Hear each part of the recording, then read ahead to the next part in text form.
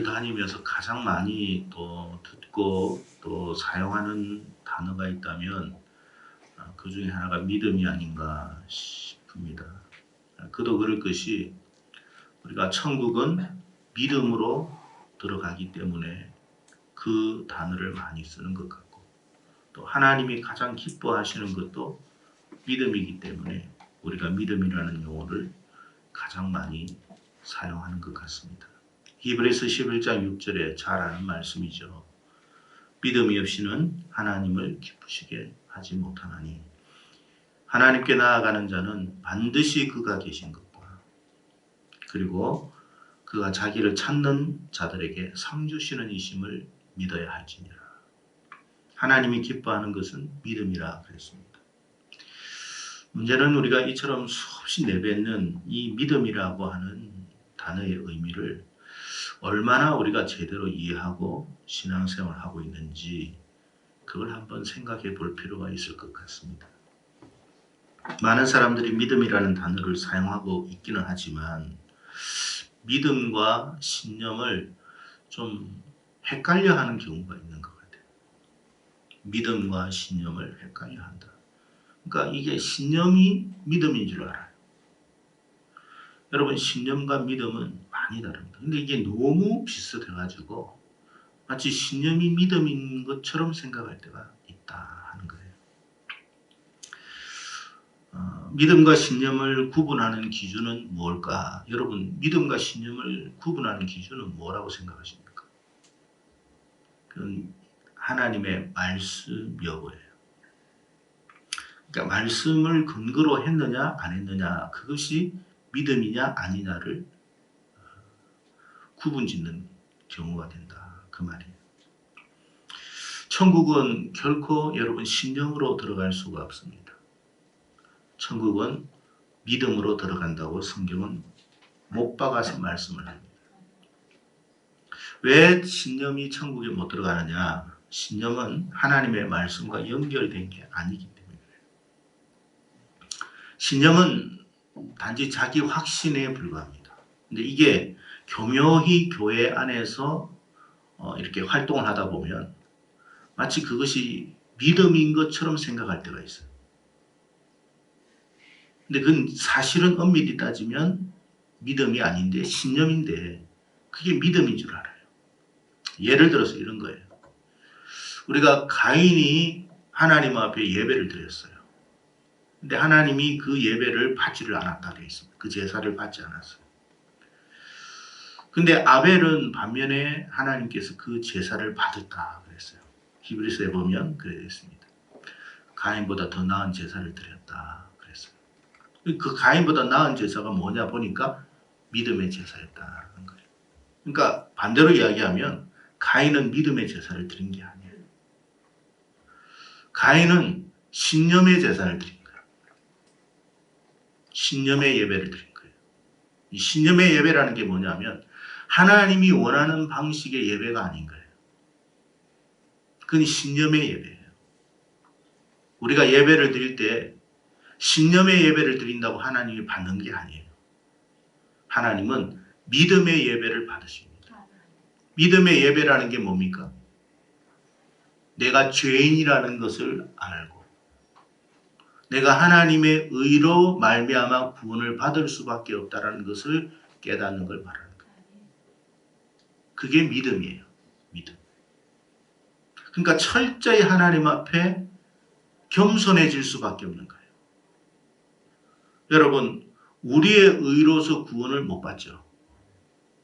그런데 여러분, 가인의 제사는 자기의 의를 드러내는 제사였어요. 피가 없죠. 여러분, 희생이 없어요. 왜 여러분 양을 잡고 소를 잡습니까? 내가 죄인이라는 고백이에요. 내가 죽어야 할 이 죄인이 대신 이 양이 죽었다는 의미예요.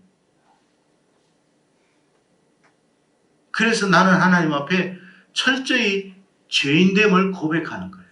그리고 하나님의 은혜로 내가 구원을 받을 수밖에 없다라는 고백을 해야 돼요. 근데 가인은요, 하나님께 뭔가 잘하고 싶은 마음은 있어. 최선을 다하는 마음은 있었어요. 그래서 자기가 좋아하는 것 온갖 것을 다 드렸어요. 그렇지만 여러분, 그것은 하나님이 기뻐하는 게 아니에요. 그건 신념이에요, 신념. 여러분, 우리가 믿음 생활하면서 내가 이렇게 열심히 하면 하나님이 나를 축복해 주실 거야. 이렇게 하면 축복해 주실 거야 라는 건 신념이에요. 믿음이 아니에요. 내가 뭐 예를 들어서 40일 새벽 기도를 빠짐없이 한다. 금식을 한다. 철야를 한다. 그러면 하나님이 은혜 주실 거야. 아니에요, 여러분. 하나님은 말씀에 근거해서 은혜를 주시는 거예요. 믿음과 신념을 여러분 우리가 혼돈해서는 안 돼요. 우리는 말씀을 의지하며 가야 돼요. 그러니까 나의 신념으로 우리가 뭔가를 하나님 앞에 복을 받을 수 있다? 그건 아니에요. 마태복음 28장 20절 말씀, 우리가 잘 아는 말씀을 한 구절 살펴보면서 한번 생각해 봅시다. 마태복음 28장 20절 말씀이 뭐죠? 내가 너희에게 분부한 모든 것을 가르쳐 지키게 하라. 내가 세상 끝날까지 너희와 항상 함께 있으리라. 그런 말씀을 하셨어요. 자, 그러면 우리가 믿음의 삶은 어떤 삶이냐 하면 우리의 삶이 지금 매우 어려운 처지에 처했어요. 지금 엄청난 어려운 상황에 지금 직면해 있어요. 이제는 뭐 이 사면이 완전히 다 우겨 싸움을 당해가지고 이제는 더 이상 숨통이 끊길 만큼 그런 어려운 상황에 처해 있습니다. 아, 이제는 끝났구나. 이제는 이제 더 이상 소망이 보이지 않아. 하나님이 나를 버리셨나? 하나님이 나를 떠나셨나? 별의별 생각을 다 할 수 있습니다. 여러분, 우리가 상황을 바라보면 안 돼요. 상황에 따라서, 내 감정에 따라서, 내 기분에 따라서 여러분, 우리가 믿음 생활하는 것은 그건 신념 생활이지 믿음 생활이 아니에요. 상황은 지금 굉장히 어렵고 고단하고 힘듭니다. 죽을 것만 같아요. 그런데 우리가 뭘 붙들죠? 바로 주님이 주신 그 하나님의 말씀을 붙드는 거예요. 비록 이와 같은 처지에 지금 내가 직면해 있을지라도 하나님이 나를 떠난 건 아니야. 하나님이 나를 버리신 건 아니지. 그렇게 믿을 수 있는 것이 믿음이에요. 그렇게 믿는 것, 그 말씀을 근거로 해서 믿는 것이 믿음이에요. 하나님, 사업이 망할 것 같아요. 하나님이 큰일 났어요. 빚쟁이가 지금 오고 이제 조금 있으면 부도가 날 것 같아요. 이거 못 바꾸면 큰일 나요. 예, 그래서 하나님 앞에 열심히 기도했습니다. 근데 망해버렸어요. 어떤 생각이 들어요? 야, 하나님이 나를 버리셨나? 아니에요, 여러분. 내 사업이 망한 것과 하나님이 나를 버린 것과는 전혀 관계없어요. 내 인생이 무너진 게 아니에요. 내 사업이 무너진 것이지. 비록 그럼에도 불구하고 하나님은 나를 끝까지 붙들어 주실 거야. 그리고 또 하나님은 나를 다시 일으켜 세우실 거야. 왜? 하나님이 그 말씀하셨으니까. 내가 너를 떠나지 않겠다고 했으니까. 건강에 빨간불이 들어왔습니다. 우리가 뭐 지금 마스크를 쓰고 예배를 드리지만 이거 코로나 전염병에 우리가 감염되지 않기 위해서 많은 노력을 하죠. 그런데 여러분, 전염병이라는 것이 뭐 그런다고 꼭 안 된다는 보장이 어디 있겠습니까? 하나님 앞에 기도를 열심히 하면 이 전염병은 나에게서 떨어져 나갈 거예요. 뭐 그럴 수도 있어요. 그러나 여러분, 혹시 그런 상황이 아니라 할지라도 내가 이렇게 기도하고 내가 이렇게 하나님 앞에 의지하고 붙들었는데 하나님, 어떻게 내가 이와 같은 상황에 지금 처했지? 이거 하나님께서 나를 버리셨나? 떠나신 거 아니야? 전혀 그거하고는 관계가 없어요. 그런데 우리는 어떻게 오해를 하고 착각하느냐? 그런 형편과 상황이기 때문에 하나님이 나를 떠나신 것 같다. 하나님이 나를 버리신 것 같다. 아니라는 거예요. 그런 것이 신념이에요. 열심히 해서 복을 받는다도 신념이지만 형편과 상황에 따라 하나님이 왔다 갔다 하시는 그런 하나님이 아니라는 걸 알아야 돼요. 하나님은 하나님의 말씀대로 가는 거예요. 여러분이 사업이 망했건 건강에 문제가 생겼건 하나님은 여전히 여러분과 저와 함께하고 계심을 믿는 믿음이 필요하다는 거예요. 그게 믿음이에요.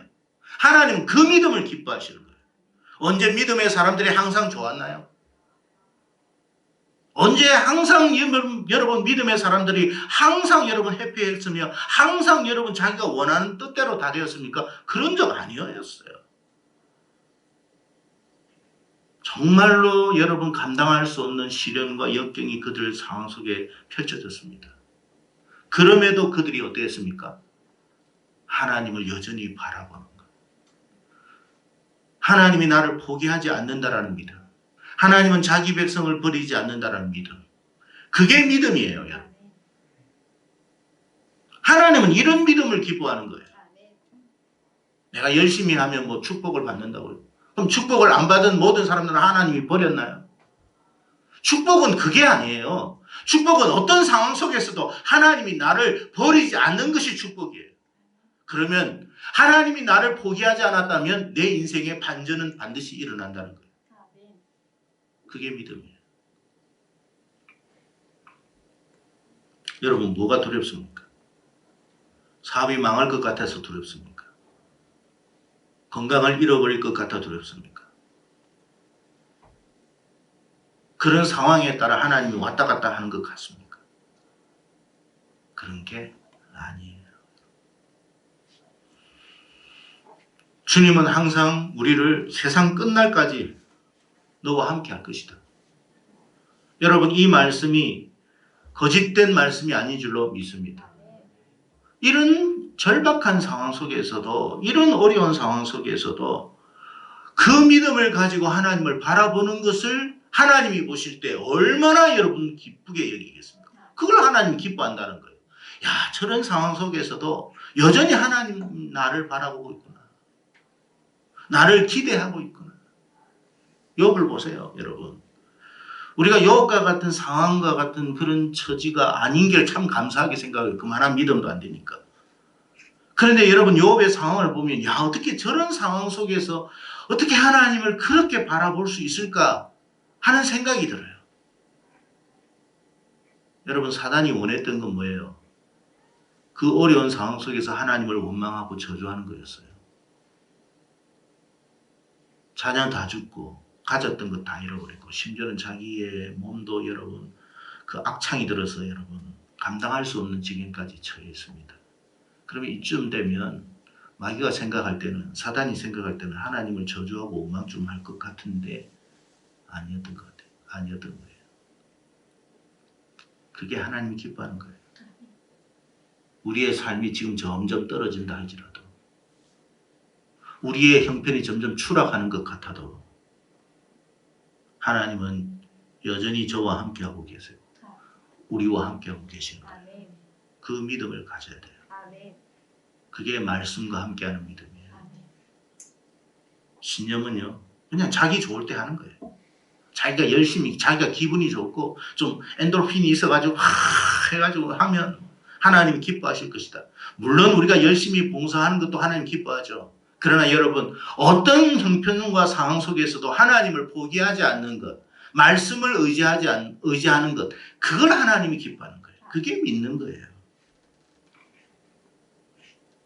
아담과 하와가 신라곤 했습니다. 여러분 아담과 하와가 신라곤하는 가장 근본 원인은 뭐냐면 다른 거 아니에요.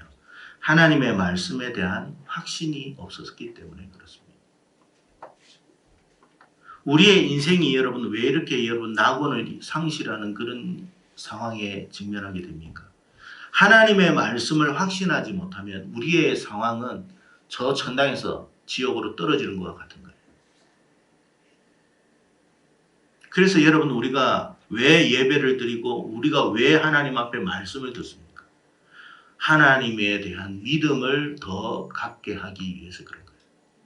우리의 형편은 여러분 지금 예배를 드리지만 여러분의 삶의 형편은 매우 복잡할 수도 있어요.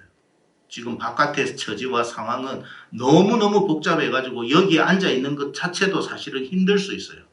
그럼에도 불구하고 이 자리에 앉을 수 있는 것, 그럼에도 불구하고 하나님을 바라보는 것, 그럼에도 불구하고 하나님을 의지하는 것, 그게 믿음이에요.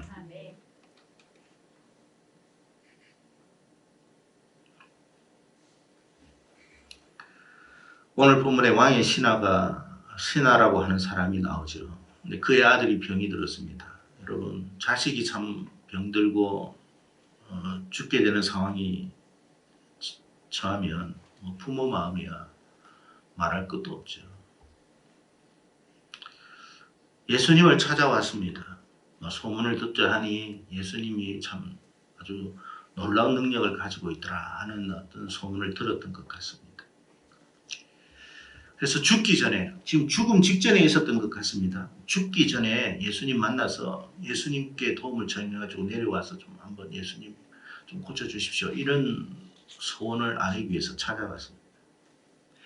그때 예수님께서 뭐라고 이야기를 하셨느냐면 네 아들이 살아있다 그랬습니다. 근데 그 신하가 이 예수님의 하신 말씀을 오늘 본문에 보니까 믿고 갔다라고 되어 있어요.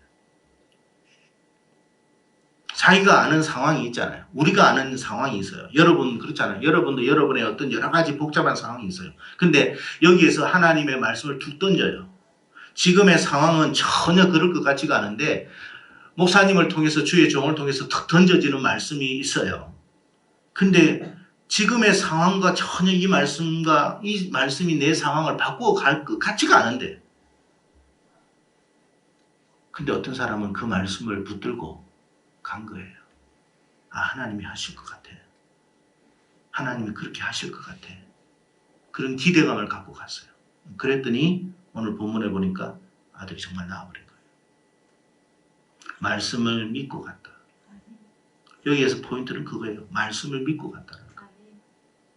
여러분, 이 자리에 앉아있는 것이 여러분 믿음이 아니에요. 하나님의 말씀을 얼마나 믿고 의지하느냐가 믿음인 거죠. 이 자리에 앉아있는 것은 신념일 수 있어요. 무슨 말이냐면 하나님의 말씀과 결부도 없이 내가 앉아있기 때문에 뭔가 좋은 일이 일어날 거다. 그건 신념이에요. 우리가 이 자리에 있는 것은 우리가 하나님 앞에 예배를 드린 것은 하나님의 말씀을 붙들고 그 말씀의 놀라운 역사를 믿고 살아가기 위한 그런 의미에서 우리가 예배를 드리는 거예요. 그게 믿음이에요. 누가복음 7장 50절, 8장 48절, 17장 19절, 그리고 18장 42절에 주님께서 각각 이런 말씀들을 그 사람들에게 했어요. 무슨 말씀을 하셨느냐면 너의 믿음이 너를 구원하였느니라. 모든 상황과 형편은 다 달랐는데 그 사람들 속에 뭐가 있었다? 하나님의 말씀을 믿는 믿음이 있었어요. 주님을 믿는 믿음이 있었어요. 그래서 그 믿음이 너를 구원했다라고 되어 있어요. 주님 앞에 왔다고 구원을 받는 게 아니에요. 주님의 말씀을 믿는 믿음이 있어야 구원이 일어나는 거지. 오늘날 우리가 하나님의 놀라운 구원의 손길을 왜 나는 경험하지 못하는가를 생각해 봐야 돼요. 그건 뭐냐면 하나님의 말씀을 닫아버려요. 그 말씀과 나하고는 내 형편과는 아무 관계가 없다라고 생각해요. 여러분 생각해보세요. 여기 부자의 이야기하고 여러분의 형편하고 무슨 관계가 있어요? 연결을 짓지를 못하는 거예요. 그러니까 여러분 하나님의 말씀은 2000년 전에도 역사했었던 그 말씀은 지금도 동일하게 역사하고 왕의 신하에게 역사했던 그 놀라운 능력은 지금 나의 현장 속에서도 역사할 수 있구나. 그 믿음이 저와 여러분에게 필요한 거예요. 뭐 앉아있으면 뭐합니까? 그건 신념이죠. 우리는 믿음을 가져야 돼요. 하나님은 믿음을 가지는 자를 기뻐하십니다. 그 믿음이 우리의 형편을, 우리의 삶을 구원해 낼 것이다. 마태복음 14장 31절에 우리가 잘 아는 말씀이 있죠. 무슨 말씀이냐면 주님께서 밤에 베드로 이렇게 풍랑이는 바다 위로 걸어오십니다. 제자들이 막 노를 젓고 이 풍랑 속에서 이제 다 죽을 것 같은 상황 속에 있는데 주님이 촥 오니까 이게 귀신인가 싶었는데 주님이신 거예요. 베드로가 너무 좋아가지고 뭐라고 이야기했느냐면 주여 나도 걷게 해달라고, 바다 위를 걸어갈 수 있게 해달라고 그랬습니다. 오라고 그랬어요. 베드로가 여러분 신이 나가지고 바다를 뛰어내렸습니다. 처음에는 바다를 걸어갔죠. 그런데 그는 예수님을 보지 않고 풍랑이는 바람과 바다를 봤다고 그랬어요. 그리고 마음이 갑자기 달라졌어요. 이 상황 속에서 내가 죽겠구나. 여러분 예수님이 오라고 했을 때는 무슨 여러분 강심장으로 바다를 뛰어내렸습니까? 말씀을 의지했기 때문에 뛰어내린 거예요. 정말 그 말씀을 의지했더니 정말 바다 위를 걸어갔던 거예요. 그런데 한순간에 말씀을 포기해버렸어요. 의심해버렸어요. 그랬더니 바다에 빠져버렸어요. 죽을 것 같은 상황에 직면한 거예요. 주님이 찾아가서 달려가서 그를 붙잡으면서 하신 말씀 뭐라고 했습니까? 믿음이 작은 자여 왜 의심하였느냐. 바다에 왜 빠졌어요? 의심한 거예요. 여러분 하나님의 말씀을 우리가 의심하면 잘 나가다가도 빠집니다. 잘 되다가도 무너지는 거예요. 하나님의 말씀을 끝까지 믿고 의지하는 것, 그게 믿음이에요. 상황은 여러분 변할 수 있어요. 형편은 변할 수 있어요. 우리의 기분도 상황에 따라 달라질 수 있어요. 그러나 우리는 우리의 기분이나 우리의 감정이나 우리의 상황이나 형편을 바라보는 게 아니에요. 뭘 바라보죠? 하나님의 말씀을 바라보고 말씀을 의지하고 말씀을 붙드는 삶을 살아야 돼요. 그게 믿음이에요. 여러분 오늘 예배 드렸다고 내일부터 가면 막 우리의 인생의 길이 확 활짝 열릴 것 같습니까? 아닙니다. 절대 그런 일도 없어요. 그러나 어떤 형편 속에서라도 하나님이 함께 하실 거야. 빠질 수도 있겠지만 하나님은 건져주실 거야. 막히겠지만 하나님은 또 다른 길을 열어주실 거야. 비록 어려움은 있겠지만 하나님이 이 어려움을 능히 이기게도 해주실 거야. 여러 가지 인간적인 갈등이 있겠지만 하나님은 그 갈등 속에서도 반드시 그것을 해결해 가시고 풀어주실 거야. 그게 믿음이에요, 여러분. 우리가 이스라엘의 역사를 우리가 한번 생각해 보면 하나님께서 이스라엘 백성들에게 당부한 게 있어요. 농사를 지을 때 반드시 7년에 한 번은 땅을 쉬게 해라. 그 이야기를 했어요. 그런데 이스라엘 백성들이 이 말씀을 지켰어요? 못 지켰어요? 단 한 번도 지킨 적 없어요. 왜? 그러면 죽을 것 같거든. 아니 7년째는 그러면 우리가 뭘 먹고 살아? 그런 생각을 한 거예요. 그렇잖아요. 여러분 하나님께서 여러분 주일 성수하라고 하면 야 우리가 이 주일 성수하다 보면 큰일 날 수도 있겠다. 사업도 망하고 회사에서 쫓겨날 수도 있겠다. 그런 생각 들 수 있잖아요. 이 코로나로 말미암아 직장에 나가면 야야 너 저 직장에 나가면 너 잘려. 그러면 직장에 잘리는 것 같아. 하나님 말씀대로 하다 보면 큰일 날 것 같아. 언제나 11조를 드리면 내 형편 경제적인 어려움이 지금 곧 닥쳐올 것 같아. 못해요. 안 해요. 그 믿음이 아니에요. 여러분. 믿음은 뭐냐? 여러분 이것을 이렇게 했을 때 엄청난 어려움이 오겠다.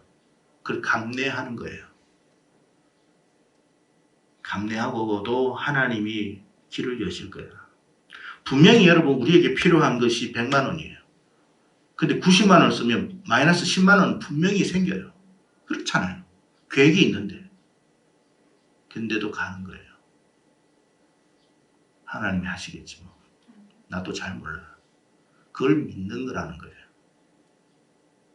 그런데 여러분 우리가 지금까지 살아오면서 그렇게 하나님 말씀대로 해도 하나님은 우리를 인도해 주셨어요. 7년에 한 번 땅을 쉬게 한다. 야 농사 안 짓고 여러분 한 해 동안 어떻게 살아요? 죽는 것 같아요. 그래서 농사를 지었습니다. 어떤 일이 발생했느냐 하면 수확량이 점점 줄어들었어요. 이스라엘 백성들의 역사를 보세요. 수확량이 점점 줄어들다 보니 어디에 눈을 돌리기 시작했느냐면 아 우리가 하나님 앞에 말씀대로 살지 않아서 이렇게 되었구나. 이런 깨달음이 아니라 바알과 아세라를 섬겨야 되겠다. 저 불신자들을 보니까 바알과 아세라를 섬기니까 잘 되는 것 같아. 그래 바알과 아세라를 섬겼어요. 왜? 바알과 아세라는 물질과 쾌락의 신들이거든요. 그게 우상 숭배라고 된 거예요. 결국 어떻게 됐습니까? 땅은 점점 황폐해졌을 뿐만 아니라 마침내는 그 땅에서 쫓겨나 버렸어요.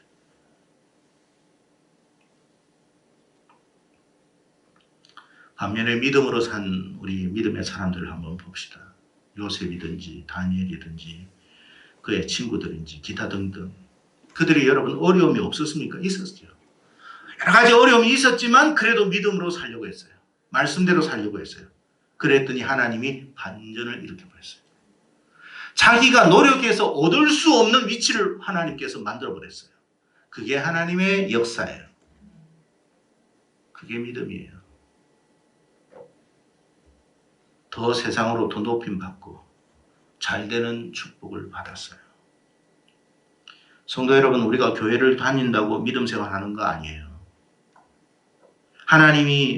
하나님의 말씀을 온전히 신뢰하며 사는 것이 믿음 생활이에요. 하나님은 단지 교회를 다니는 것을 기뻐하는 게 아니에요. 하나님의 약속을 믿는 믿음으로 교회를 다니는 것을 기뻐하십니다. 우리가 하나님의 약속의 말씀을 믿고 믿음으로 살 때 어떤 삶이 우리의 삶으로 펼쳐지느냐? 우리의 삶은 기쁨과 감사와 찬양의 삶이 될 것이다 라고 말씀하셨어요. 시편 106편 12절의 말씀에 이런 말씀이 있습니다. 이에 그들이 그의 말씀을 믿고 그를 찬양하는 노래를 불렀도다. 이 배경이 무슨 말이냐면 이스라엘 백성들이 애굽에서 홍해를 건널 때에 그들이 뒤에서는 여러분 애굽의 병사들이 오죠. 양사방이 다 막혔죠. 이제 죽었구나 했다. 근데 하나님 걱정하지 말고 나가라고 그랬어요. 근데 그 이스라엘 백성들이요. 이 시편의 말씀을 보면 믿었다는 거예요. 그 말씀을. 믿었다는 거예요. 믿었더니 어때요? 홍해를 진짜 갈라져버린 거예요. 그리고 홍해를 건넜어요. 건너고 나서 한 내용이 시편 106편 12절 말씀. 그들이 그의 말씀을 믿고 그를 찬양하는 노래를 불렀도다. 역사가 언제 일어난다고요? 말씀 믿을 때 일어나는 거예요. 그게 믿음이에요. 여러분 반대로 생각해 보세요. 우리의 삶에 왜 기쁨이 없고 감사가 사라졌는지, 내 입술에 왜 찬양이 메말라 버렸는지, 그것을 거꾸로 생각해 보면 우리가 하나님의 말씀을 믿는 믿음이 상실되었구나. 그거를 생각해 볼 수 있어야 한다라는 것입니다. 하나님의 놀라운 역사를 우리가 경험하지 못하는 것은 우리가 하나님의 말씀을 믿는 믿음을 소유하지 못했다라는 생각을 가질 수 있기를 바랍니다. 오늘 본문의 내용으로 다시 돌아가서 왕의 신하가 주님께서 하신 말씀을 믿고 감으로 인해서 어떤 역사가 일어나게 되었는가를 이야기해 주고 있습니다. 그의 절망이 기쁨과 감사의 상황으로 바뀌어버렸어요. 그의 삶의 그 공포와 어두움이 환희로 바뀌어버렸어요. 이게 말씀을 믿는 믿음이에요. 교회가 왜 힘을 잃어요? 숫자가 작아서 그렇습니까? 교회 건물 크기가 작아서 그럴까요? 아니에요. 그 구성원들이 하나님의 말씀을 믿는 믿음이 없기 때문에 능력이 나타나지 않는 거예요. 교회 오면 전염병 걸린다는 것도 믿음이에요. 그 믿음대로 그는 되는 거예요. 그러나 하나님이 지켜주실 거예요. 설령 그러지 않는다 할지라도 나는 하나님께 예배드릴 거예요. 그게 여러분 다니엘의 세 친구들의 고백이에요. 과연 나에게 이런 믿음이 있는지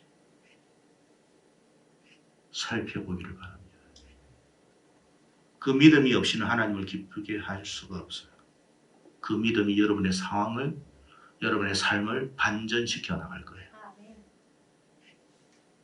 그래서 여러분, 우리에게 가장 귀한 축복은 믿음의 축복인 거예요.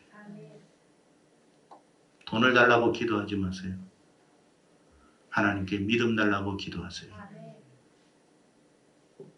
건강 달라고 기도하기보다는 하나님께 믿음 달라고 기도하세요. 그러면 당신에게는 건강의 복도, 물질의 복도, 관계의 복도, 형통의 복도 이어지게 될 것입니다. 이런 축복이 저와 여러분의 축복이 되기를 바랍니다.